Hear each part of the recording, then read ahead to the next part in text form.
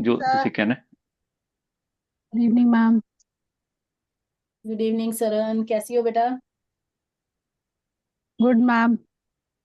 आप कैसे हो? ठीक हूँ। संजय, लाइव में ब्लैक ब्लैक दिख रहा है सारा। कौन ब्लैक दिख रहा है? स्क्रीन आ गई, स्क्रीन आ गई। ब्लैक ब्लैक दिख रहा है सारा। Good evening everyone. कौन ब्लैक? स्क्रीन आ गई, स्क्रीन। इको क्यों हो गुड रहा है? इवनिंग। मैम दे दूसरा चल रहा है मैम, ਉਹਦੀ अपने ਉਹਦੀ ਜਿਹੜੀ कंप्यूटर ਦੀ आवाज बंद करो। कर दी। Good evening everyone. दिसंबर सेशंस में आज हमारे साथ डेयर के मेंटर डॉक्टर योगेश मल्होत्रा आए हैं। उनकी अंडरस्टैंडिंग्स दूसरे डॉक्टर से अलग है। हम हमेशा बोलते हैं कि डिफरेंट डिफरेंट अंडरस्टैंडिंग से हर डॉक्टर आ रहे हैं। आप सबका सुनिए, समझिए, लेकिन जो आप अपनी क्लिनिक में एक्सप्रेस करते हैं वो अपनी अंडरस्टैंडिंग के अकॉर्डिंग ही करें, लेकिन हर चीज को जानना जरूरी है। तो आज डॉक्टर योगेश का सुनते हैं क्या शेयर कर रहे हैं। Welcome Yogesh. Thank you ji. Thanks dear. और डियर का 11th एनिवर्सरी है और उसी पर हमने ये सीरीज रखी है, और सीरीज का पर्पस है हमारा कि हम डिफरेंट एरियाज को एक्सप्लोर करें, सो दैट अब देखो होता क्या है। आपने अपनी क्लिनिक्स पर देखा होगा, और ये रूटीन में अभी भी देखते होगे, चाहे कल से देखना शुरू कर देना अगर ध्यान नहीं गया होगा। मैनी टाइम इट हैपन्स कि आप रुब्रिक्स लगाते हो, पेशेंट के केस में रुब्रिक्स भी होते हैं, पर पेशेंट रिस्पॉन्ड नहीं करता है, right. And this happen many many times. और समटाइम हम कोई केस देखते हैं, सपोज मैंने प्रेजेंट किया, किसी ने प्रेजेंट किया, हम दिखाते हैं कि ये रुब्रिक लगाया, केस ठीक हो गया, पर जब हम उसको अप्लाई करते हैं तो हमें रिस्पॉन्स नहीं आता, या हमें रिजल्ट नहीं मिलता उस कंडीशन में, राइट। सो यहाँ पर बहुत सारे इश्यूज हैं जो हमें इसमें सोचने चाहिए, एड्रेस करने चाहिए, राइट। सो मेरा पर्पस आज का जो डिस्कशन का है वो सिंपल यही है कि क्या हम रिपर्टरी की एप्लीकेशन में कहीं कुछ फाइन ट्यून कर सकते हैं, सो दैट हमारे रिजल्ट्स बेटर हो जाएं। तो सारा का सारा पर्पस यही है, और कोई पर्पस नहीं। बाकी रिपर्टरी आपको मालूम है, रिपर्टरी क्या है, कैसे वर्क करते हैं, रूब्रिक्स क्या होते हैं, उसके मीनिंग्स क्या हैं, कैसे अप्लाई करेंगे, कहाँ अप्लाई करेंगे, राइट। ये सब आपको मालूम है नॉर्मली, क्योंकि आप मोस्टली आप प्रैक्टिशनर्स हो। पर अगर मैं यहाँ पर आज आया हूँ आपके बीच में, मेरा पर्पस है कुछ ऐसा शेयर करना जहां पर हम उसको, रिपर्टरी को इंटेलिजेंटली यूज कर सकते हैं, राइट। डॉक्टर राजन शंकरन ने बहुत साल पहले एक बात कही थी, when we put garbage in the repertory shit will be out. यानी कि अगर हम गार्बेज डालेंगे, अगर हम डाटा गलत डालेंगे रिपर्टरी में, तो जो रिजल्ट है वो कभी नहीं आएगा।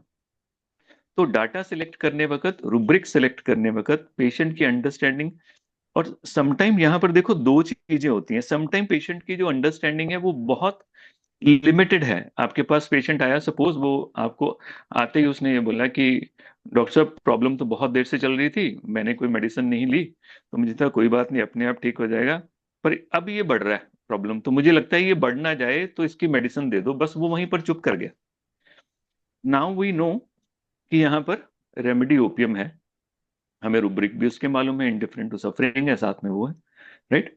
ऐसे ही और पेशेंट आ सकता है, पेशेंट जैसे बेलेडोना का पेशेंट आके बोल देगा सडनली कि मैं तो जी कितनी देर से प्रॉब्लम चल रही थी, जाता जाता एकदम से आप मिल गए, मैं कहा चलो मेडिसिन लेता जाऊं।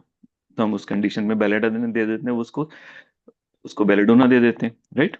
ऐसे ही और कितने सारे केसेस हैं जहां पर आप डिफरेंट यूज कर सकते हो। सपोज पेशेंट कह सकते हैं डॉक्टर साहब मेडिसिन तो लेके गया था, पर मेडिसिन वो मुझे ऐसे लगता है मुझे खराब कर ली है, इसलिए मैंने बंद कर दी।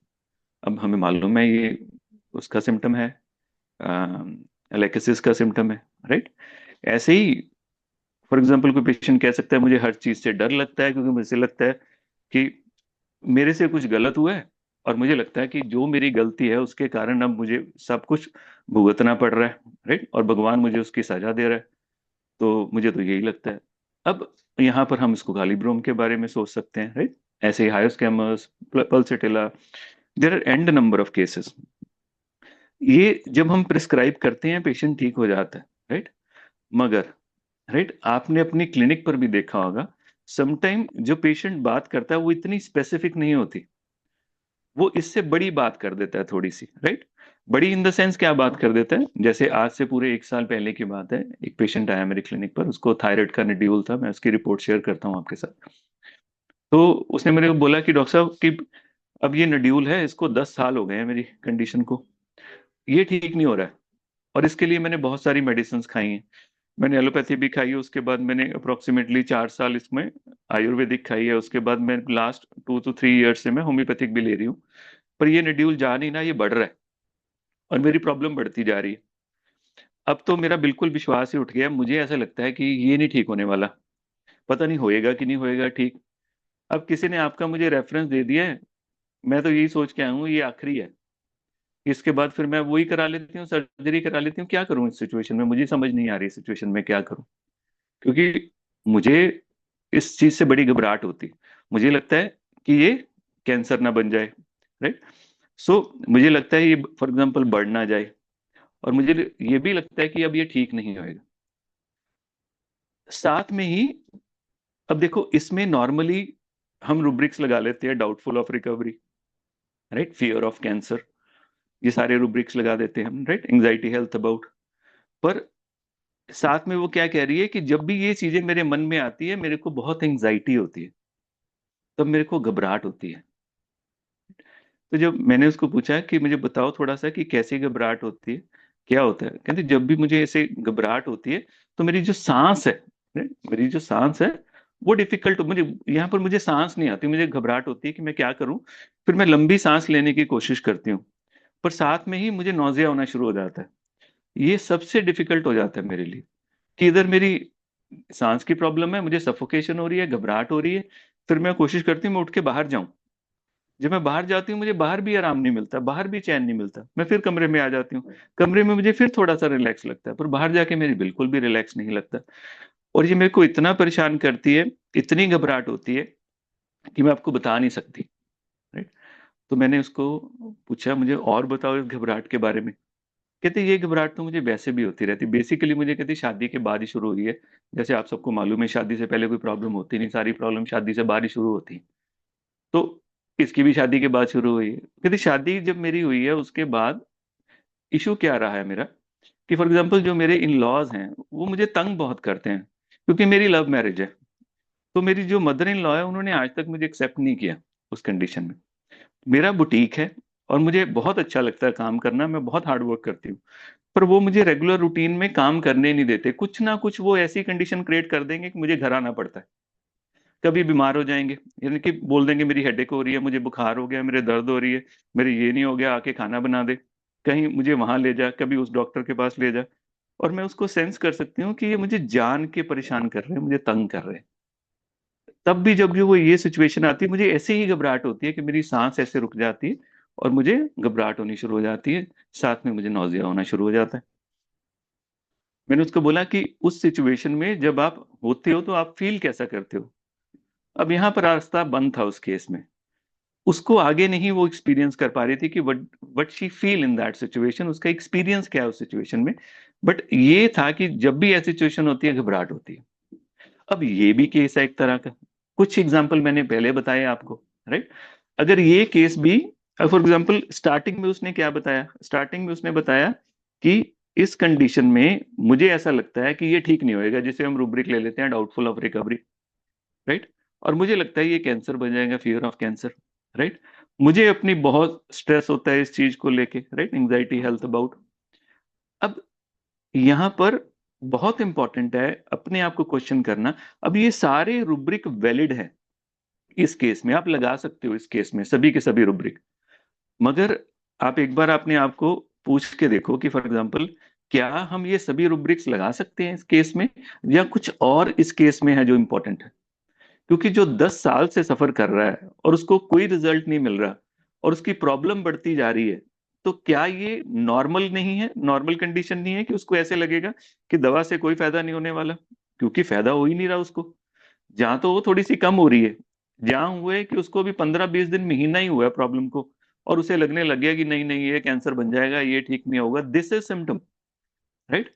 सो सिम्टम क्या होता है, सिम्टम ऐसा है जो अनकॉमन, रेयर, पिक्यूलियर है अकॉर्डिंग टू द सिचुएशन वो अनकॉमन, रेयर, पेक्यूलियर हो जिसको हम एक्सप्लेन ना कर पाए। अब इस चीज को तो वैसे भी आप एक्सप्लेन कर सकते हो। फॉर एग्जाम्पल, रुब्रिक है डिल्यूजन, पुअर ही इज, जो पहले से ही पुअर है उसमें आप कैसे लगा लोगे?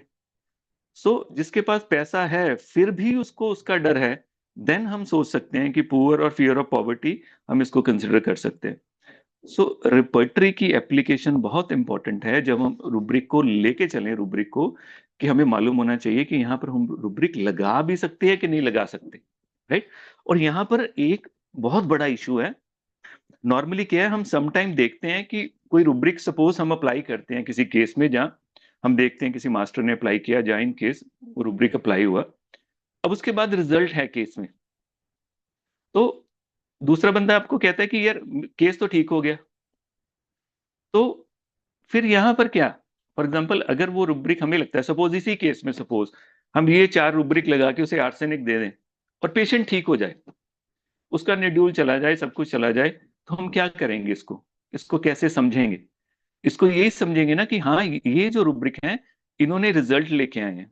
यहां पर फ्लॉ है, यहां पर सारा फ्लॉ है। रुब्रिक रिजल्ट नहीं लाते हैं, रिजल्ट मेडिसिन लाती है। और मेडिसिन भी रिजल्ट वैसे नहीं लाती है जैसे आप इमेजिन करो। मेडिसिन रिजल्ट लाती है सिर्फ एक कारण से, when ever it is indicated. कोई भी केस प्रेजेंट करता है, चाहे मैं करता हूं, कोई भी करता है, अगर उसमें रिजल्ट है, उसका कारण सिर्फ ये है कि वो रेमेडी इंडिकेटेड है, ना कि उस रुब्रिक के ऊपर वो डिपेंडेंट है जो हम लगा रहे हैं। तो यहां पर ये बहुत इंपॉर्टेंट है कि मेडिसिन काम करती हैं, रुब्रिक काम नहीं करते हैं। रुब्रिक सिर्फ एक विंडो है to get into the materia medica. Rubric हमें, क्योंकि हम इतना याद नहीं कर सकते, तो रुब्रिक हमें उन ग्रुप ऑफ रेमेडीज में ले जाते हैं, राइट?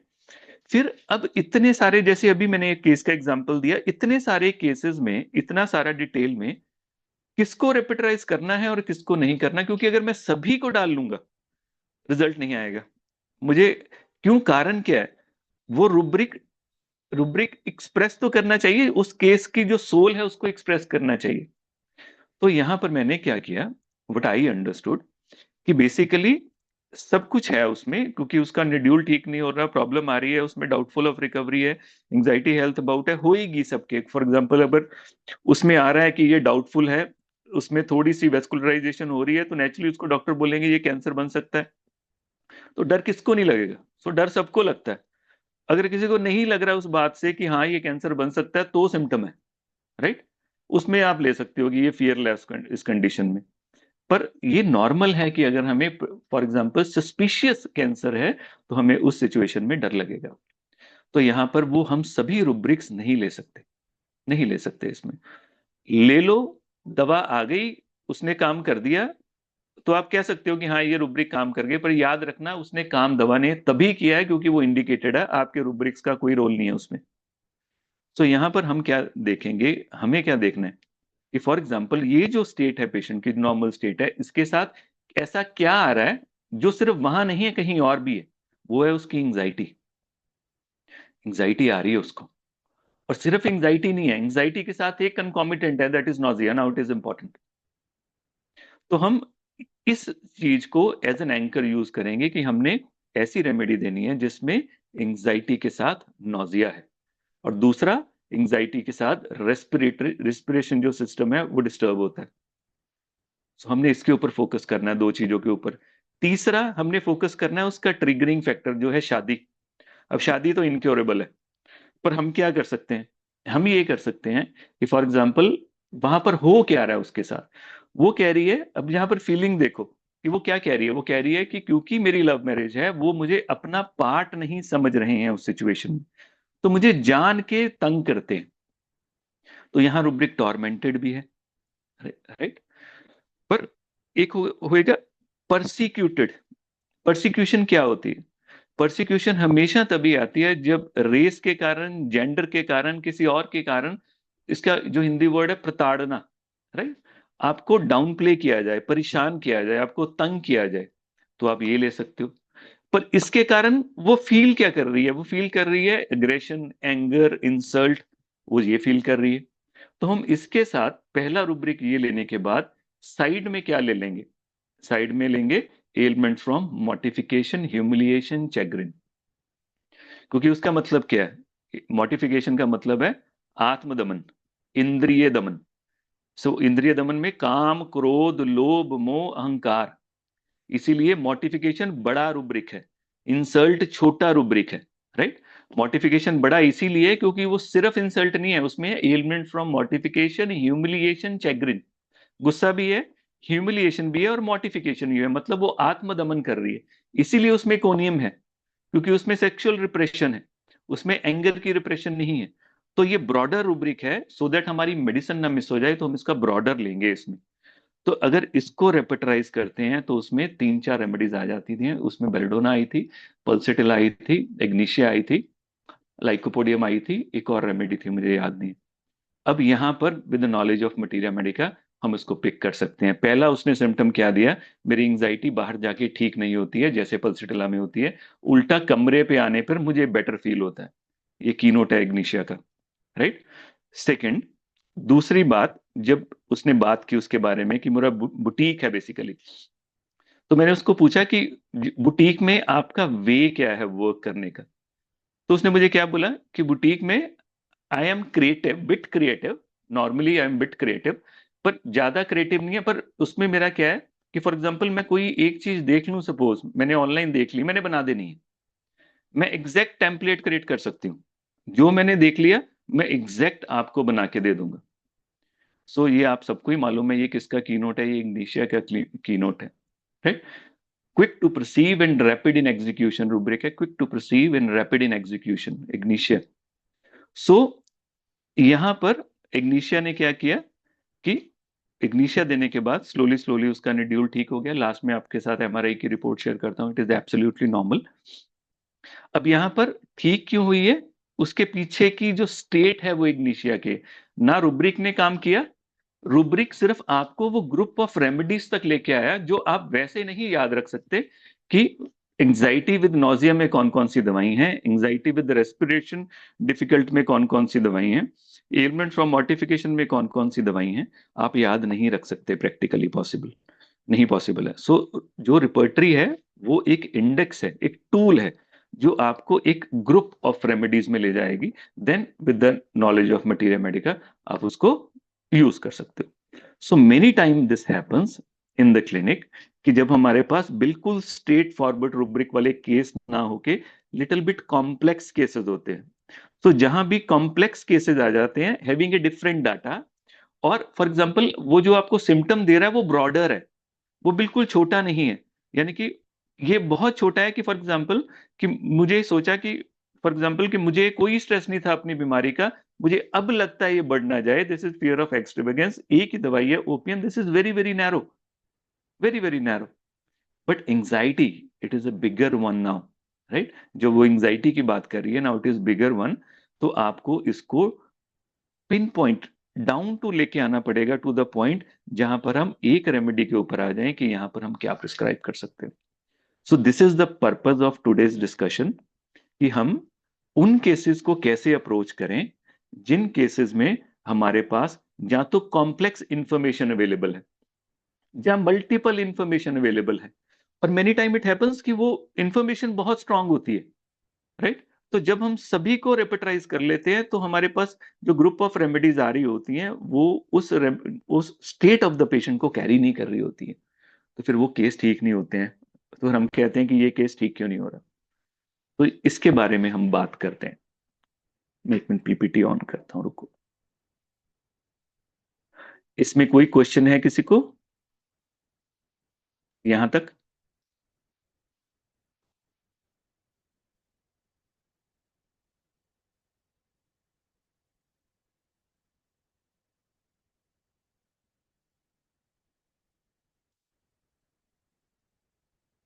देखो दिख रहा है? Hello hello. हाँ जी सर, दिख रहा है। हाँ जी, दिख दिख रहा है रही ना? है सर पीपीटी। ठीक है जी। चलो। सो पर्पस मैंने आपको बताया, पर्पस क्या है। पर्पस है कि कैसे मल्टी डायमेंशनली हम अप्रोच कर सकते हैं अपने केसेस को।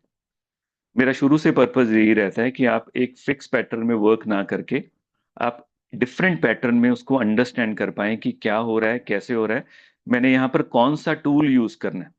तो बहुत पुरानी और फेमस कहावत है, अगर आपके हाथ में हथौड़ा है तो सारी प्रॉब्लम्स नेल हैं।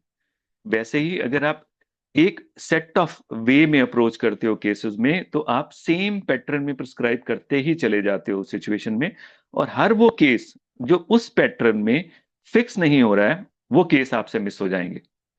तो जैसे मैम ने भी बोला, सेम मैं कह रहा हूं कि आप अपनी क्लिनिक पर वही करो जो आप कर रहे हो, वैसा ही करते रहो जैसा आप कर रहे हो। मगर जो केसेस आपके रिस्पॉन्ड नहीं कर रहे हैं, जो केसेस ठीक नहीं हो रहे हैं, उनको देखना शुरू करो इन अदर पर्सपेक्टिव। तो आपका जो विजन है वो बेटर होता जाएगा। राइट। सो इसका नेक्स्ट, एक हमने जो पहली क्वेरी थी वो क्या थी कि पर्पस क्या है हमारा। नाउ सेकंड इश्यूज क्या आते हैं हमारा, कि for example what are the cases which need repertory as an entry tool. Suppose मेरा वीडियो नहीं आ रहा, मेरा वीडियो कैसे आएगा सर, मेरा वीडियो कैसे आएगा? नहीं, रिकॉर्डिंग में कर रहा हूँ सर। वीडियो आएगा उसमें? हाँ, 50-50 आएगा। 50-50, ठीक है। हाँ। अब मैंने अब दिखाना है यहाँ पर, कैसे दिखाऊं? एक मिनट में इसको मिनिमाइज करूं, चलेगा? फिर आएगा वीडियो मेरा कि वीडियो नहीं आएगा मेरा? नहीं तो तुम्हारे पास एक ऑप्शन है ऊपर। हाँ जी एक सर। मिनट।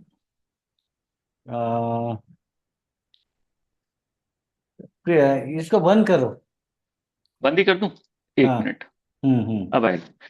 चलो, मैं आपको एग्जांपल देता हूं यहाँ से कि किस रिपर्ट, फॉर एग्जांपल हम हर केस में रिपर्टरी यूज करते हैं। जैसे सपोज दो तरह के पेशेंट आ सकते हैं। एक कह रहा है कि फॉर एग्जांपल मेरी बॉन्डिंग बहुत स्ट्रांग है, मेरा कनेक्ट बहुत स्ट्रांग है, right, I am very dependent. अब ये एक पेशेंट आपको कह रहा है कि आई am very dependent, I am very attached. तो आप उससे पूछते हो कि what is attachment for you, right? तो वो कुछ नहीं बताता है, उस चीज को वो कैरी नहीं करता उसको, राइट? जब वो बताता है मुझे इस चीज से डर लगता है, अब उससे पूछते हो कि वो जो फियर है, क्या आप उस फियर को एक्सप्लेन कर सकते हो कि how that fears felt like? वो उससे आगे नहीं जाता है, उस फियर को लेके आगे नहीं जाता है। पर एक दूसरा पेशेंट हो सकता है कि जैसे मैंने उसको बोला कि क्या डर क्या है, फॉर एग्जाम्पल सपोज मैं छोटा बच्चा हूं, मेरे को आपने समझाना हो कि जो आपको डर लगता है वो कैसा डर लगता है। तो उसने मुझे बोला कि सर ऐसा डर जैसा कि सपोज आप इमेजिन करो कि आप एक छोटे बच्चे हो और मैंने आपको बीच जंगल में छोड़ दिया, जहां पर कितने सारे जानवर है, आप कैसा फील करोगे?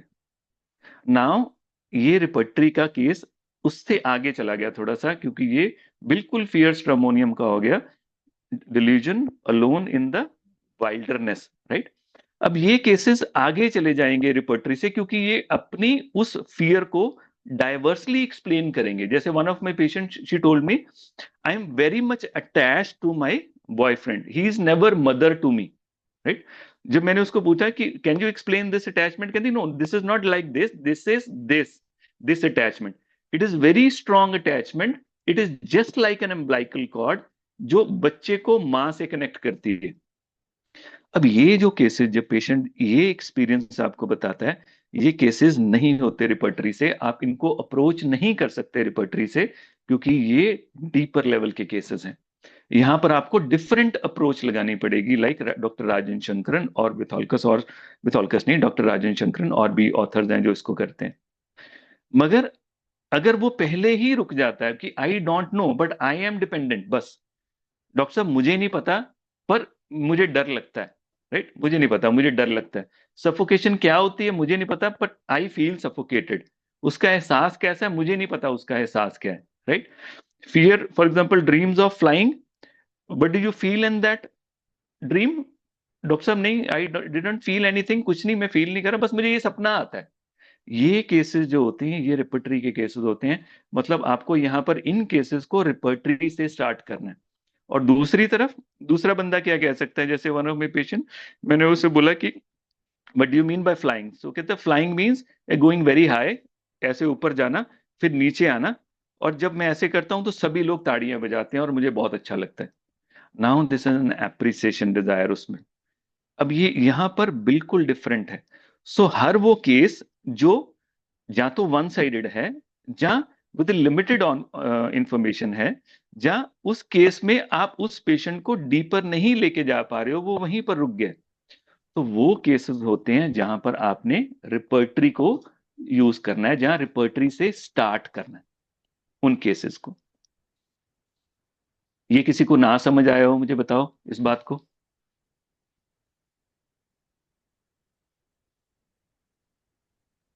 अंडरस्टूड वैसे, सर। हाँ वैसे आप हर केस रिपर्टरी से स्टार्ट कर सकते हो, कोई प्रॉब्लम नहीं है, कोई आपको कुछ कहने नहीं वाला है, right.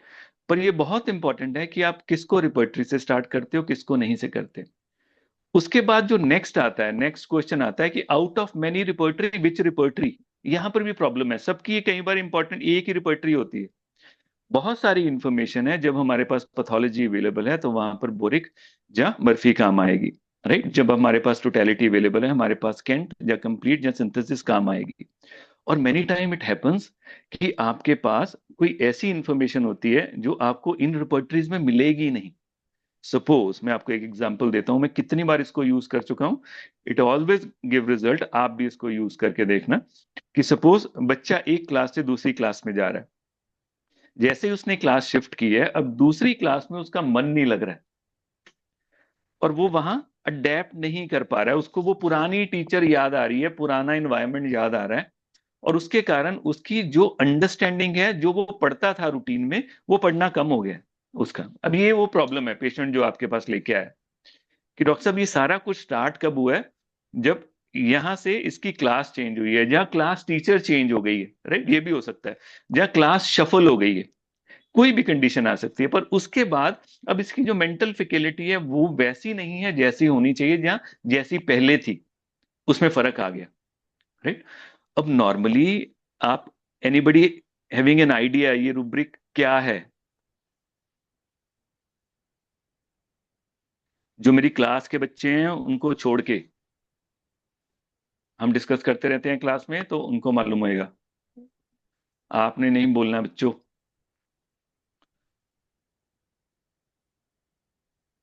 Anybody having an idea?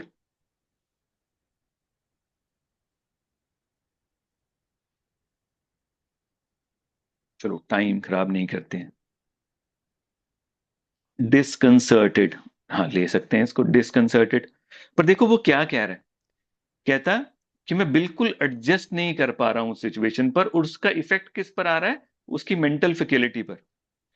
अब लेने को रूब्रिक, कुछ भी इसके रूब्रिक बनाए जा सकते हैं, पर यहां पर ब्यूटी क्या है होम्योपैथी की, कि बाकी और भी रिपर्टरी हैं, जैसे डॉक्टर नर की रिपर्टरी है, राइट। अब मुझे नहीं मालूम आप में से कितने हैं जो नर की रिपर्टरी को रेफर करते हैं, हमें रेफर करना चाहिए उसमें, राइट। हाँ, एडजस्टमेंट डिसऑर्डर कह सकते हैं। देखो रूब्रिक देखो, क्या लिखा हुआ है नर में, memory active, haunted by vision of past and longing after them. एक ही दवाई है कालीफॉस। मेमोरी एक्टिव, उसकी मेमोरी बहुत एक्टिव है, मतलब वो एक ही चीज को याद कर रहा है। अब मेमोरी कर क्या रही है, उसको हॉन्ट कर रही है। कैसे हॉन्ट कर रही है? Haunted by vision of past, जो पास्ट के विजन हैं वो उसको हॉन्ट कर रहे हैं। पर वो हॉन्ट फियर वाले हॉन्टेड नहीं है, वो कैसे हैं, जो उनको तंग कर रहे हैं। जैसे प्यार नहीं तंग करता, लव तंग करता है, ये वैसे ही है। ये उसको दुख नहीं, दुख किस तरह का दे रहे हैं कि वो चाह रहे हैं कि वो दोबारा से आ जाए, एंड लॉन्गिंग आफ्टर देम, वो चाह रहा है कि वो वक्त दोबारा से आ जाए, मेरा वो दोस्त दोबारा से वापस आ जाए, वो सारी सिचुएशन मेरी दोबारा से वापस आ जाए, देन सब कुछ ठीक हो जाएगा। सो देखो ये रुब्रिक आपको, मुझे नहीं लगता ये एक दूसरी रिपर्टरी में है, ये नर में है। Memory active, haunted by vision of past and longing after them, remedies kali phos, right. तो आप इसको यूज करके देखना, आपको जो मिलेगा ये, राइट। सो रिपर्टरी को हम तभी यूज करेंगे जब हमारे पास एक कंप्लीट केस नहीं है, वहां पर ये हमारा एंट्री टूल हो जाएगा। ये उस पेशेंट की रिपोर्ट है जो हमने पहले डिस्कस किया है, इसको छोड़ देते हैं, आप मेरे पे विश्वास कर सकते हो। ये उसकी एमआरआई है जो मैंने अभी 2 दिन पहले कराई है, ये नॉर्मल है बिल्कुल। सो कब कब हमने यूज करना है? So whenever patient is giving some symptom but not giving the experience, so first tool repertory है।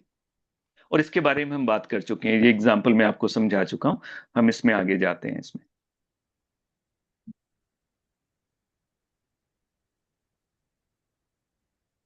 जो चलो यहाँ पर अब मैं कंप्लीट आप, डायनामिक्स रेपर्टरी है ना, उसमें हाँ जी है सर, वो रूब्रिक। राइट साइड, ठीक है सर, हाँ। Nice sir. अब देखो मैं आपको एक एग्जांपल देता हूं। जब मुझे इस एरिया में कंफ्यूजन थी तो मेरे जो सर हैं डॉक्टर दिनेश चौहान, उन्होंने मुझे एक एग्जांपल से समझाया था, वही एग्जांपल मैं आपको दे रहा हूं। और वो इतना ब्यूटीफुल एग्जांपल है, वहां से आपको सब समझ आ जाएगा कि कौन से सिम्टम्स को इंपॉर्टेंस दे सकते हैं और किनको नहीं दे सकते। देखो ये केस है, सपोज पेशेंट इज पेशेंट ने ओवरऑल केस लेने के बाद हमें हर जगह उसमें क्या मिला कि एक्साइटमेंट इंपॉर्टेंट है, उसके ड्रीम्स में भी एक्साइटमेंट है, उसके दिमाग में भी एक्साइटमेंट है, वो हर सिचुएशन में एक्साइटमेंट ढूंढता है और एक्साइटेड हो जाता है जल्दी, जैसे हम कॉफिया में पढ़ते हैं ना, वो एक्साइटेड हो जाता है उस सिचुएशन में। तो जैसे जो इंफॉर्मेशन, जैसे मैंने पहले केस के एग्जांपल में बताया कि एंजाइटी शादी के इशू में भी थी और डिजीज में भी थी, इसका मतलब वो कॉमन हो गई। जो भी चीज टाइमलेस हो जाएगी, कॉमन हो जाएगी, वो इंपॉर्टेंट हो जाएगी। तो इस केस में एंजाइटी ऐसा इशू है जो उस केस में बार बार आ रहा था। अब इसको ये से लेके चलो कि ये ऐसा था कि ये हर जगह एक्साइटमेंट आ रही थी। तो हमने ये डिसाइड किया कि इस पेशेंट में एक्साइटमेंट होनी चाहिए, जो रेमेडी हम प्रिस्क्राइब करेंगे उसमें एक्साइटमेंट होनी चाहिए। उसके बाद उसने हमें बताया कि मुझे बहुत ज्यादा क्रेविंग होती है फिर चॉकलेट्स। चॉकलेट्स की क्रेविंग कितनी है, plus plus plus plus plus, मतलब बहुत ज्यादा। और उसके बाद desire for spicy things, piquant desire, इसमें भी प्लस प्लस प्लस प्लस, बहुत स्ट्रांग है इसमें, राइट। और पेशेंट ने क्या बोला, I feel excited whenever I eat chocolate and spicy thing. उसके बाद उसने बताया कि whenever I am excited I become very very loquacious, मैं लोकेशियस हो जाती हूँ। उसके बाद उसने हमने इंफॉर्मेशन दी कि पेशेंट ने क्या बोला कि मुझे भूतों से बहुत डर लगता था बचपन में, और मुझे आइसक्रीम की डिजायर बहुत रहती थी जब मैं चाइल्डहुड इस सिचुएशन में था, राइट। तो इस सिचुएशन में, ओके सर, ओके सर, तो उस सिचुएशन में अब सोच के देखो कि इसमें हम रूब्रिक क्या लेंगे। एक तो एक्साइटमेंट का रूब्रिक ले सकते हैं, देन हम ले सकते हैं चॉकलेट डिजायर, देन हम ले सकते हैं स्पाइसी डिजायर, फिर हम ले सकते हैं लोकेशियस, फिर ले सकते हैं फियर ऑफ गोस्ट।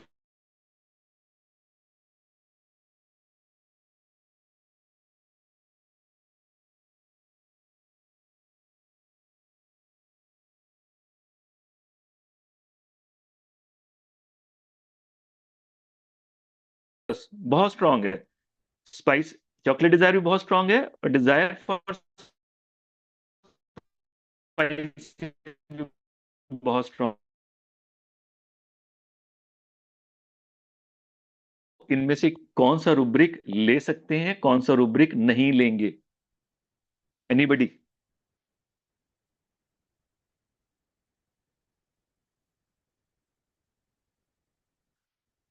बोलो बोलो, tell tell. I think childhood fears नहीं लेंगे। चाइल्डहुड फियर नहीं लेंगे, good.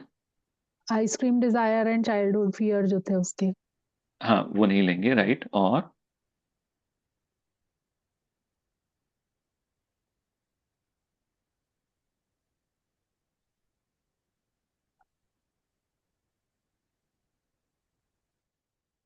Anybody else with a different idea?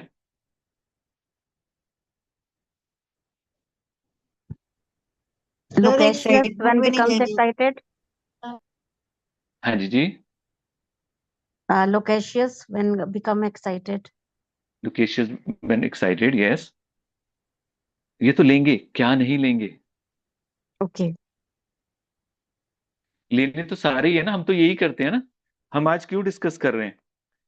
अगर ये सारे ही लेने हैं तो फिर मेरा क्या काम है यहाँ पर? मैं क्या शेयर करने आया हूँ कि नॉर्मली हम यही करते हैं, मैं भी यही करता था ना, कि जो केसेस में इंफॉर्मेशन है वो सारी की सारी इंफॉर्मेशन इंपॉर्टेंट है, मैं लूंगा क्यों नहीं लूंगा। देन मैं उसको जब रेपिटाइज कर लेता था, अब प्रॉब्लम क्या है, वन रॉन्ग रूब्रिक और remedy is out of that chart. Yes, तो हम कोई भी रूब्रिक जब एक्स्ट्रा ऐड करते हैं तो जो रेमेडी है वो चार्ट से निकल जाएगी आपके। तो इसलिए जो रूब्रिक होने चाहिए वो मिनिमम होने चाहिए, अच्छे रूब्रिक होने चाहिए, मतलब जो बैलेंस्ड रूब्रिक होते हैं। और कोई भी रूब्रिक ऐसा नहीं होना चाहिए जो अननेसेसरी हमने ऐड कर लिए, चाहे वो जर्नैलिटी का है, चाहे माइंड है, राइट, और चाहे वो स्ट्रांग है। अगर वो हमारी उस थॉट प्रोसेस के साथ वो अंडरस्टैंड नहीं करता, हमें उसको नहीं लेना चाहिए।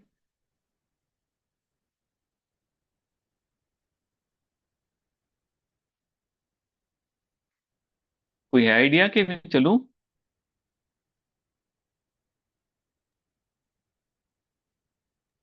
सर आप बता दीजिए। हाँ मैं दस दा ना। अरे गैस तो हाँ लो। जी। वैसे ही हाथ रख के ऐसे गैस ले लो कि इसमें से किस पे हाथ आ गया कि ये नहीं लेना। चलो मैं बताता हूँ आपको। एक्साइटेड आफ्टर ईटिंग चॉकलेट्स भी, आई थिंक। हाँ हाँ, देखो मेरी बात सुनो।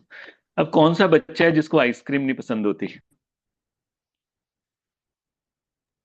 ऐसा ऑलमोस्ट नहीं है सबको ना? होती है।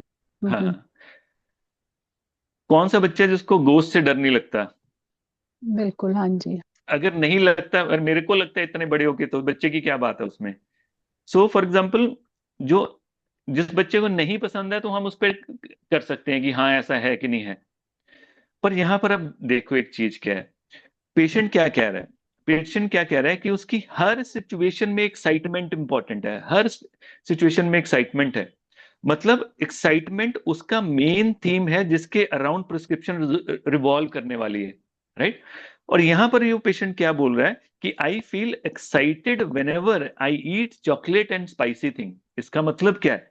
इसका मतलब है chocolate and spicy thing important नहीं है यहां पर, क्योंकि वो भी उसको क्या दे रही है, वो उसको एक्साइटमेंट दे रही है।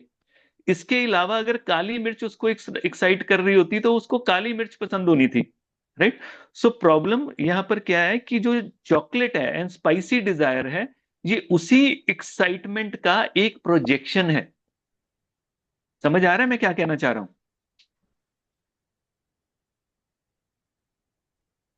जो चॉकलेट है वो उसको एक्साइट ही कर रही है, मतलब वो उसी में मर्ज करने वाली है।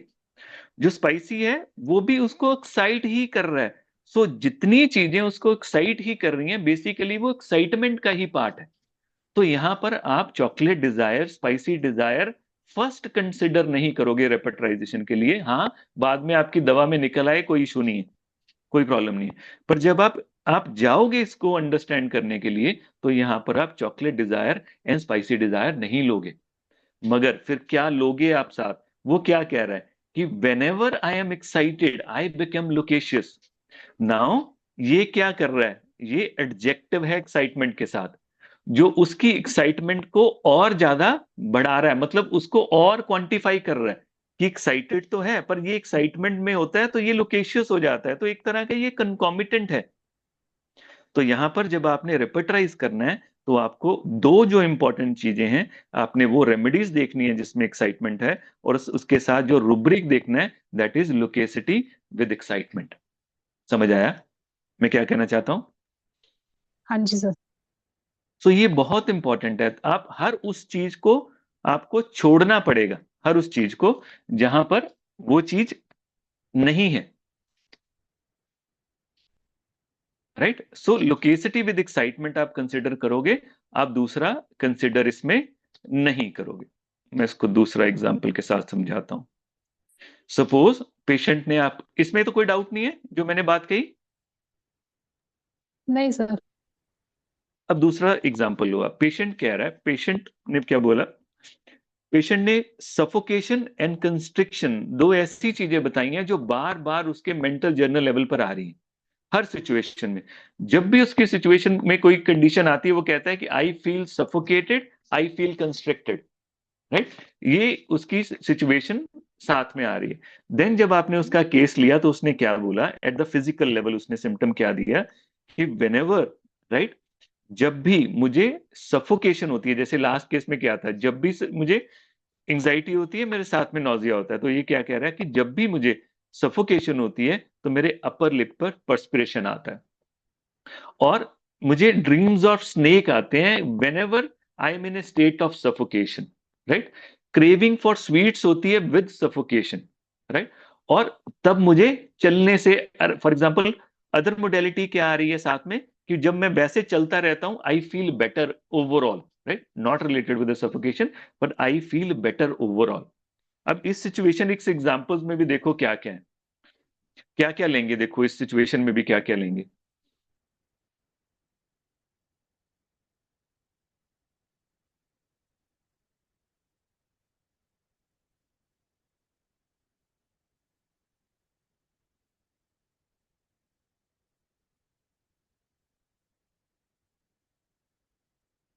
देखो कुछ कॉमन लग रहा है इसमें? यस, इसमें सफोकेशन एंड कंस्ट्रिक्शन कॉमन है, Suffocate. राइट? Yes, sir. ऐसे ही चल रहा है ना, Suffocation. Suffocation and constriction common है इसमें। तो आप Yes. इसको रखोगे साइड पर, और आप ये देख रहे हो कि उसी सफोकेशन और कंस्ट्रिक्शन के साथ वो क्या कर रहा है, उसमें पर्सपिरेशन अपर लिप भी है, उसमें ड्रीम्स और स्नेक भी है, और उसमें क्रेविंग फॉर स्वीट्स भी है। तो आप क्या करोगे यहां पर, आप उस चीज को लोगे, फॉर एग्जाम्पल आप 3 रुब्रिक यहां पर उठाओगे, perspiration upper lip, craving for sweet, dreams of snake. उसके बाद जो जो मेडिसिन आएंगी, उस मेडिसिन में देखोगे ऐसी कौन सी दवा है जिसमें सफोकेशन प्रेडोमिनेंट है। It can be lachesis, it can be any remedy, वो कोई भी हो सकती है, जेंटम नाइट्रिकम भी हो सकती है। पर आपका जो स्टार्ट है, वो स्टार्ट ऐसे होएगा कि जो मेन उसके केस का सिम्टम है, उसके अराउंड आप चलो। यहां पर आप वो छोड़ दोगे, आप दूसरे वाला जो उसको आराम मिलता था, वॉकिंग अमेलियोरेट, क्योंकि वो सफोकेशन के साथ रिलेटेड नहीं है। इसका मतलब ये नहीं है कि आपने उसको रेफर नहीं करना, आप उसको रेफर कर सकते हो बाद में, पर इनिशियल जो रेपटराइजेशन है, आप उसमें उसको इंक्लूड ना करो फॉर बेटर रेपटराइजेशन। समझ आ रहा है? हाँ जी सर, हाँ जी, हाँ जी। तो मुझे बता सकता है कितना टाइम है मेरे पास? मेरे पास घड़ी नहीं आ रही है।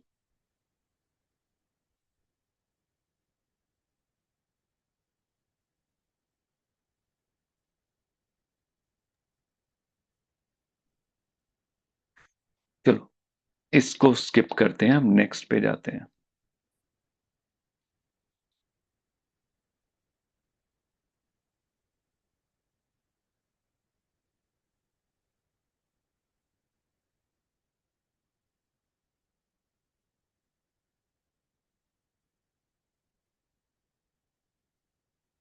एक और एग्जांपल देता हूं आपको। देखो पेशेंट क्या कह रहा है इसमें, कहता patient is affected by any excitement either good और बैड। उसने मुझे क्या बोला, कोई भी चीज जो एक्साइटमेंट क्रिएट करती है उसमें मुझे प्रॉब्लम आती है। फॉर एग्जाम्पल सेक्सुअल डिजायर है, चेंज इन द डाइट है, एवरीथिंग इफेक्ट्स हिज सिस्टम। कोई भी ऐसी चीज है जो उसको स्टिमुलेट करती है, वो उसको इफेक्ट करती है, और उससे होता क्या है, सफोकेशन, उसके साथ सफोकेशन होता है। बट जब भी उसको सफोकेशन होती है, उसमें क्या होता है, along with that strange feeling of crepitation in the year which is synchronous with the pulse, right? ये बहुत स्ट्रेंज केस था मेरे लिए जब ये आया था। इसके बहुत डिफिकल्टी थी मेरे को उसको समझने में कि इसको कैसे समझो इस चीज को। तो ये क्या कह रहा था कि जब भी मुझे इस सिचुएशन में होता है, तो मेरे क्या होता है, मेरे कान में और मेरे सिर में मेरे को कड़ कड़ क्रिकेट ऐसे शाह शाह की आवाज आती है, क्रिपिटेशन की आवाज आती है, जो मुझे लेटर ऑन ऑब्जर्व करके पता चला वो पल्स के साथ है। क्योंकि जब मैं चलता हूं मेरी पल्स तेज हो जाती है, ये क्रेपिटेशन तेज हो जाती है, जब मेरी पल्स स्लो हो जाती है, ये क्रेपिटेशन स्लो हो जाती है, राइट? जब मुझे हमिंग साउंड आती रहती है, वो भी पल्स के साथ है। सो अगर सपोज मैं भाग रहा हूं, तो जो मेरी कान के बीच में और जो सिर के मुझे शाशा आती है आवाज, वो बढ़ जाएगी। जब मैं रेस्ट करूंगा, वो आवाज मेरी कम हो जाएगी। उसके साथ उसको क्या था, sweet desire plus plus plus, perspiration profuse and rest ameliorate. अब ये सारे सिम्टम थे जो मेरे पास वो लेके आया। अब इसमें भी देखो मैं क्या, मुझे क्या करना चाहिए इसमें भी। अब तक आपको आइडिया हो गया होगा कि यहाँ पर एक्साइटमेंट इंपॉर्टेंट है, इट्स ओके, मुझे उसको समझना है, क्योंकि बाकी चीजें भी जो जितनी भी एक्साइट करती हैं, तो वो उसको एग्रेवेट कर रही हैं। पर यहाँ पर एक्साइटमेंट के साथ हो क्या रहा है, यहाँ पर उसको अगेन सफोकेशन हो रही है। पर सफोकेशन ला क्या रही है, सफोकेशन के साथ आ रही है क्रेपिटेशन, हमिंग की आवाज, और वो किसके साथ सिंक्रोनाइज है, पल्स के साथ। तो ये सिम्टम सबसे इंपॉर्टेंट हो जाएगा फॉर रेपिटराइजेशन। तो इस केस में मैं स्वीट डिजायर कंसिडर नहीं करूंगा, क्योंकि ये उसके साथ रिलेटेड नहीं है। मैं पर्सपिरेशन परफ्यूज नहीं कंसिडर करूंगा, क्योंकि ये उसके साथ रिलेटेड नहीं है। रेस्ट मिलियोरेट रिलेटेड नहीं है। उसकी जो पल्स और जो उसके सिम्टम्स हैं, जो सफोकेशन के साथ जो आते हैं बेसिकली, उनके साथ इनका कोई रिश्ता नहीं है। तो इनको मैं रेपिटराइजेशन में कंसिडर नहीं करूंगा। जब भी मैं कहता हूं कंसिडर नहीं करूंगा, उसका मतलब क्या है, ये नहीं है कि मैं उसको लूंगा नहीं, कंसिडर नहीं करूंगा, बाद में करूंगा, बाद में करूंगा। पर प्रायर जो मैंने, जिससे मैंने स्टार्ट लेना है, वो इन रूब्रिक से मैं स्टार्ट कभी नहीं लूंगा।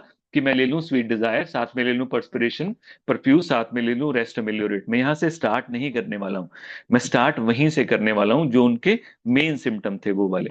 अब इनको अगर आप देखोगे, देखो इनमें क्या रूब्रिक था। एक्साइटमेंट हमें मालूम है, देखो यहां पर क्या है।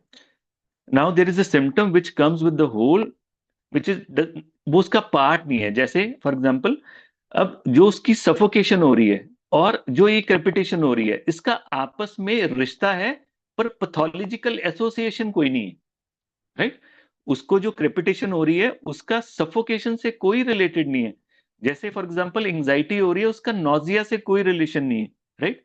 जब भी आप उसको एक्सप्लेन ना कर पाओ, वो मोस्ट इंपॉर्टेंट हो जाते हैं। जैसे फॉर एग्जाम्पल, प्रॉब्लम उसको लेफ्ट लंग में है, सपोज पैथोलॉजी, पेन इसकी राइट में हो रही है, राइट, इंपॉर्टेंट हो जाएगा।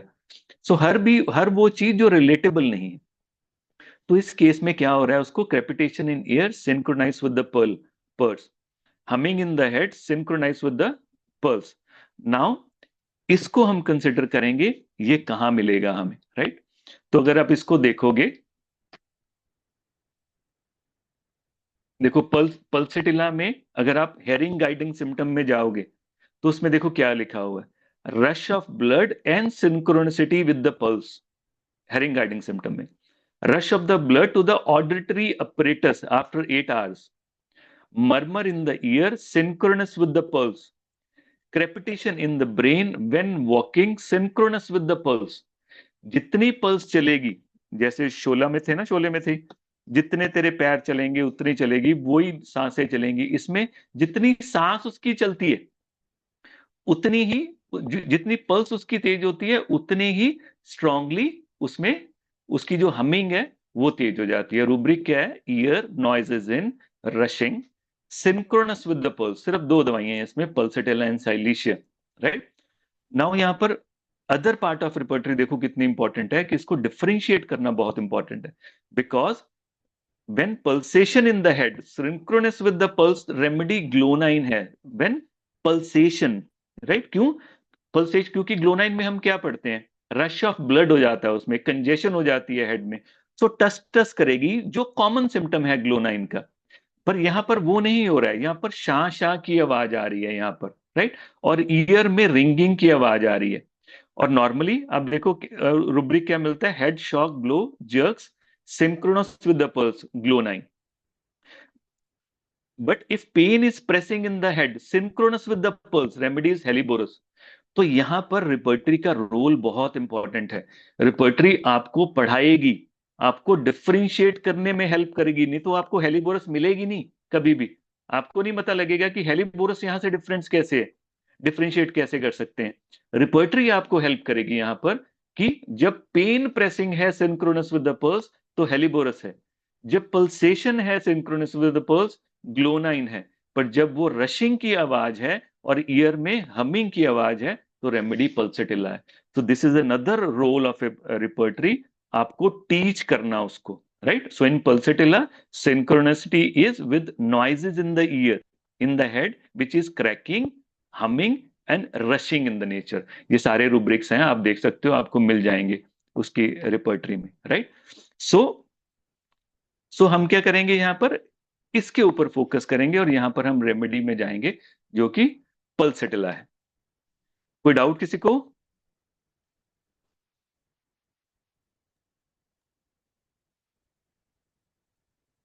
नहीं सर। एक ही बंदा है क्लास में, बाकी किसी को डाउट? नहीं sir, everything is clear. Clear, okay. Yeah. जब ज्यादा भी क्लियर हो ना फिर भी खतरा हो जाता है, लगता है कि समझ नहीं आया लगता। योगेश, एक मिनट। जी सर, जी सर। जैसे दो रेमेडीज तुमने रुब्रिक में बोली है, पल्सेटिला एंड जी सर, सिलिशिया। जी सर, तो रुब्रिक तो कॉमन है, कान में आवाज आ रही है पल्सेशन के जी सर, साथ, जी जो सर, रश ऑफ ब्लड है। जी जी जी। और दूसरे जो तुमने बोला है, जैसे सिंक पल्सेशन अगर होता है तो ग्लोनाइन है। हाँ, पल्सेशन तो ग्लोनाइन है। हाँ। हम्म। और अगर पेन है तो हेलोबरस है। पेन तब प्रेसिंग है तो हेलिबोरस है। हाँ, मतलब जब पेन या दूसरी तरफ तुमने बोला आवाज कान में, और तीसरी हाँ तरफ पल्सेशन, इसका पल्सेशन सब पल्स के साथ सिंक्रोनाइजेशन रिलेटेड है। है। जी जी सर। और यहाँ पर सर एक मैं भूल गया हूँ, एक दवा मैं ना ग्रुप में डालूंगा ढूंढ के, जिसमें ना ऑपोजिट है, not synchronous with the pulse, palpitation not synchronous with the pulse. आप सर्च करके देखना, आपको एक रेमेडी मिलेगी, मेरे दिमाग से निकल गया। जबकि ऐसा हो नहीं सकता है।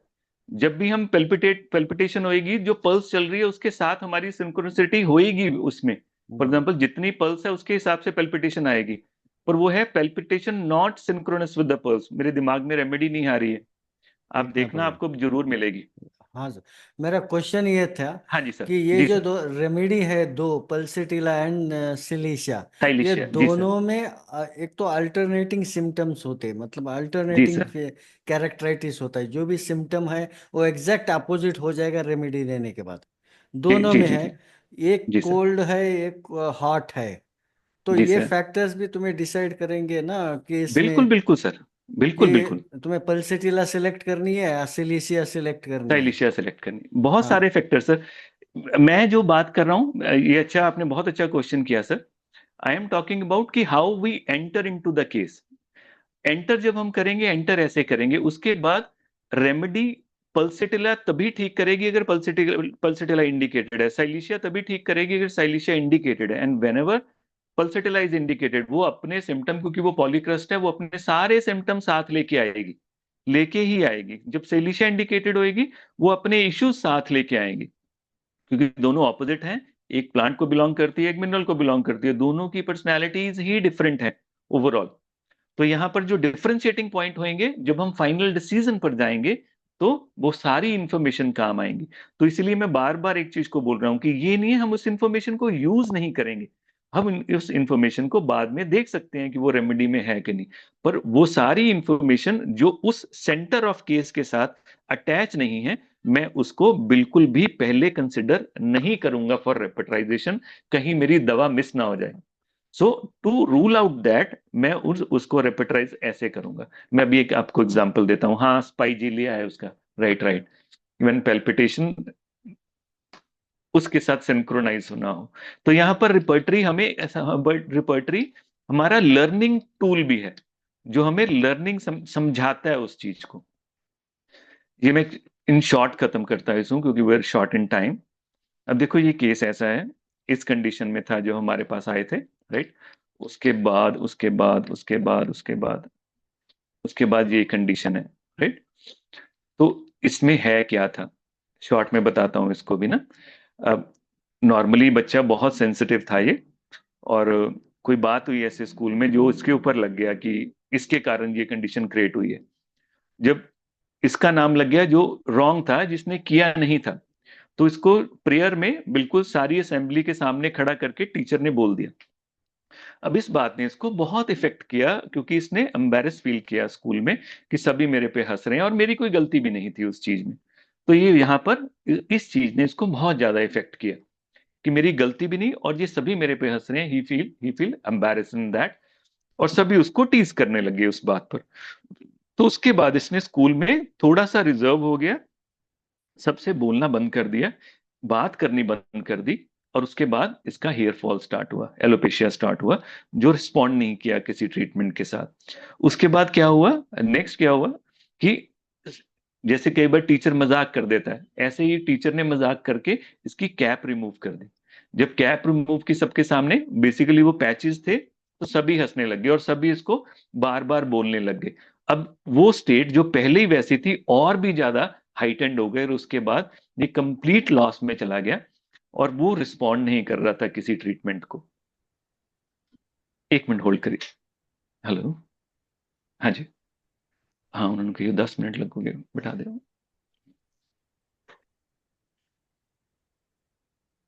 और उसको बहुत कन्विंस किया उन्होंने कि नहीं ऐसा कोई नहीं है, तुम स्कूल में जाओ। और फिर उसके बाद कुछ ना कुछ ऐसी बात हो गई, और वो रोता हुआ वापस आया। अब यहां पर उस केस में एम्बैरेसमेंट, राइट, सफर्ड रॉन्ग, ये सारी फीलिंग्स हैं उसमें, राइट। उसको गुस्सा भी आया, उसने इंसल्ट भी फील की, उसने एम्बैरस भी फील किया। और जब ह्यूमिलेशन। भी ऐसी सिचुएशन होती थी, उसको बहुत ज्यादा रोना आता था, और वेनेवर उसको रोना आता था, साथ में वॉमिटिंग आती थी। ये उसके सिम्टम थे, और साथ में उसको ड्रीम्स थे कि उसके दांत टूट रहे हैं, राइट। और दूसरे ड्रीम्स आते हैं कि सब मेरे पे बच्चे हंस रहे हैं और मैं हाइड कर रहा हूँ अपने आप को, हाथ ऐसे रख के मैं हाइड कर रहा हूँ, अपने आप को हाइड कर रहा हूँ। ये सारे सिम्टम थे। और साथ में उसमें था स्वीट डिजायर, साथ में था एग डिजायर, साथ में था वेजिटेबल अवर्जन 1+, थर्मल्स थे hot 1+, sweet desire 3+, egg desire 2+। अब ये सारे सिम्टम थे। देखो इसमें क्या लेंगे बताओ अब।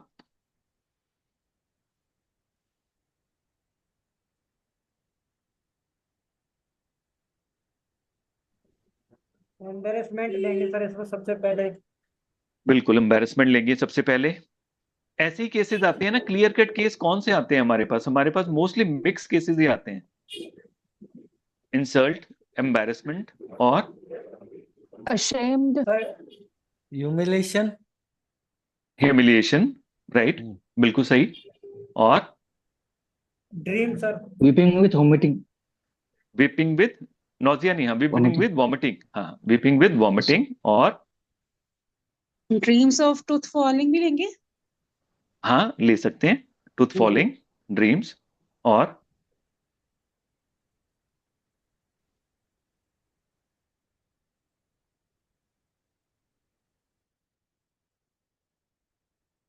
देखो कितना कुछ है ना उसमें। एम्बेरसमेंट भी है उसमें, इंसल्ट भी है, गुस्सा भी है, जब गुस्सा आता है साथ में रोना आ जाता है, राइट। और जब रोता है तो वॉमिटिंग आ जाती है, इंडिग्नेशन, राइट। अब देखो ना कितना कितनी सारी इंफॉर्मेशन स्कैटर्ड होगी। अब सारे रुब्रिक लगाएंगे तो प्रॉब्लम आ जाएगी इसमें। हमें चाहिए क्या? हमारे लिए हमारा धर्म क्या है? रुब्रिक हमारा धर्म है कि पेशेंट हमारा धर्म है? वो ठीक होना चाहिए। तो रुब्रिक सिर्फ टूल है, रिपोर्टरी सिर्फ टूल है जो हमें मटीरिया मेडिका में लेके आएगी। तो यहां पर हमें क्या चाहिए? कैसा रूब्रिक चाहिए जो हमारी जो रेमेडी इसमें इंडिकेटेड हो वो मिस ना हो जाए। हम कोई ऐसा रूब्रिक ना पिक कर लें जिसमें रेमेडी मिस हो जाए। सपोज हम इसमें सिर्फ एम्बैरेसमेंट ले लेते हैं, सपोज, राइट। तो what about anger, right, what about that feeling जो उसके उसमें एंगर आया और जिसको उसने दबा के रखा, उसका क्या रखेंगे? अगर इंडिग्नेशन ले लेंगे तो ये रह जाएगा, अगर दोनों लेंगे तो भी डाउट है उसमें। तो नॉर्मली मैं क्या करता हूँ, यस इंडिग्नेशन विद बीपिंग भी ले सकते हैं। मेरी कोशिश क्या होती है, मुझे चाहिए क्या? मेरी रेमेडी बाहर नहीं जानी चाहिए, मुझे कोई प्रॉब्लम नहीं है। तो मैं इसमें क्या करूंगा, मैं सबसे पहले क्या रूब्रिक लूंगा, फिर दोबारा से वही बड़ा rubric, ailment from mortification humiliation chagrin, उसमें सारी दवाइयां हैं। उसमें ऐड करूंगा एक रूब्रिक, क्योंकि उसमें इंसल्ट का पार्ट तो है पर डीप एम्बेरसमेंट मिस ना हो जाए। सो मैं उसमें एक और रूब्रिक ऐड करके उन दोनों को क्लब कर दूंगा, एलिमेंट्स फ्रॉम एम्बेरसमेंट। सो ये मेरा बन गया बेसिक रूब्रिक। अब इसमें वो सारी दवाइयां हैं जो पेशेंट का जो बेसिक सिम्टम जहां से सारा स्टार्ट हुआ है वहां पर वो सारी कवर करती हैं, राइट। सारी की सारी यहां दवाइयां हैं। तो इसमें सारी दवाइयां हैं। तो मैं इन दोनों को मिक्स करूंगा। साथ में क्या लूंगा, जब भी एम्बैरेसमेंट, एंगर उसको आता है, साथ में क्या आता है, उसको वीपिंग आती है। सो anger with weeping and weeping after anger, दो अलग अलग रूब्रिक्स हैं। आप उसमें से जो इसका इंडिकेटेड है हम वो ले लेंगे। तीसरा हम लेंगे वॉमिटिंग आफ्टर विद वीपिंग। ये तीन चीजें हम सिर्फ कंसिडर करेंगे, बाकी सारी की सारी चीजें छोड़ देंगे, सारी की सारी। इसको रिपीटराइज करेंगे। जब इसको रिपीटराइज करोगे, ये भी केस पल्सिटिला का है, और रिजल्ट आपने देखा उसके बाद क्या हुआ ओवरऑल। उसकी ओवरऑल जो जो हेयर ग्रोथ थी वो भी ठीक हुई, वो वापस स्कूल में गया, और बहुत ज्यादा उसकी जो सेंसिटिविटी ओवर सेंसिटिव थी वो भी चीज चली गई, right. So this is very important कि जब आप रेपर्टराइज करो, रेपर्टरी को भगवान ना लेके चलो। रेपर्टरी इज ए टूल, वो हमारा टूल है, हमारा औजार है जो हमें लेके जाएगा मटीरिया मेडिका में। और मटीरिया मेडिका में अगर रेमेडी इंडिकेटेड है वो तभी ठीक करती है, वो आपके इमेजिनेशन से नहीं चलती है। आपने कोई भी एक एक जिसे कहते हैं ना फैंसी सा रूब्रिक इमेजिन करके वो दवाई दे दी तो वो ठीक हो जाएगा, ऐसा नहीं है। अगर उस इमेजिनेटिव रूब्रिक से ठीक भी हो गया, वो तभी ठीक हो रहा है क्योंकि दवाई इंडिकेटेड है। और कोई सच्चाई नहीं है, सिर्फ एक सच्चाई है कि वो इंडिकेटेड रेमेडी है तभी ठीक कर रही है। तो दिस इज हाउ आप रिपर्टरी में, हेलो, दिस इज हाउ आप रिपर्टरी में आप अपने जो रूब्रिक्स हैं उनको चार्ट आउट कर सकते हो कि मुझे कौन सा रुब्रिक कंसिडर करना है, कौन सा नहीं करना है for the prior, so that मेरी रेमेडी उसमें से मिस ना हो जाए। राइट? कोई क्वेश्चन, कोई क्वेरी इसमें बताइए।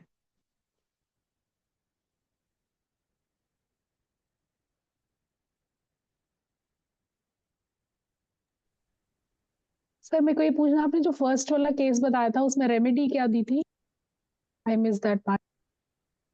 Ignatia, ignatia. Thank you sir. Quick to perceive and rapid in execution. और उसमें इग्निशिया वाटर, जब ने 1M दी थोड़ा सा बेटर हुआ, पर वो दोबारा से उसको फील होना शुरू हो गया। Then I dissolve 4 globules of ignatia 1M in 200 ml of water with 10 strokes, और उसके बाद एवरी टाइम 2 स्ट्रोक्स देने के बाद early morning empty stomach, it will remain continue for 2 months, और उसके बाद वो सारा कुछ डिसॉल्व हो गया और उसको जो फील होता था वो फील होना बंद हो गया। हाँ, मतलब रेगुलर 1M की देते रहे कि मतलब गैप में? सिर्फ 4 ग्लोब्यूल डोज डिसॉल्व करके पानी में 10 स्ट्रोक्स, ओके और एवरी टाइम 2 स्ट्रोक के ओके, साथ 1 स्पून। हाँ, जैसे ठीक ही है ठीक है। पानी खत्म ओके होने वाला है उसमें और पानी डाला, मेडिसिन नहीं ऐड की, और उसको फिर दोबारा से 10 स्ट्रोक देके उसको दोबारा से 2 स्ट्रोक के साथ देते रहे हम उसको। ठीक है सर, तो ठीक है, ये थैंक बहुत यू। इंपॉर्टेंट रहता है, ये वेल यूज करना चाहिए। ठीक है सर। जब भी आपको लगे कि रेपिटेशन की जरूरत है, तो रेपिटेशन को अगर ऐसे करोगे तो बहुत इजी हो जाएगा। Yes, weeping tearful mood children in vomiting with easy pulsatilla, इसी के बारे में बात कर रहा हूँ। Single pulsatilla sir. जी जी जी, वेरी गुड रूब्रिक ना। देखो, ऐसे ही पल्सेटिला का एक और रूब्रिक है, respiration difficult with the organ not related in the act of respiration, ऐसे करके एक रूब्रिक है, उसमें अकेली पल्सेटिला है कि फॉर एग्जाम्पल रेस्पिरेशन डिफिकल्ट है इन ए कंडीशन, जो रेस्पिरेशन, ऐसी बीमारी जिसमें रेस्पिरेशन का कोई रोल नहीं है, तो उसमें हो जाए।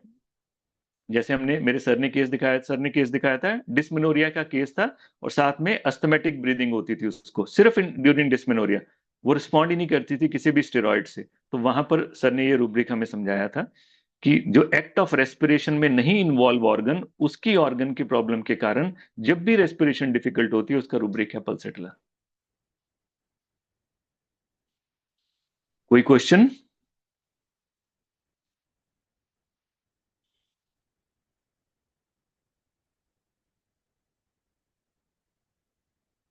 चलो, आज हमने क्या क्या डिस्कस किया। एक, रिपर्टरी टूल है, राइट।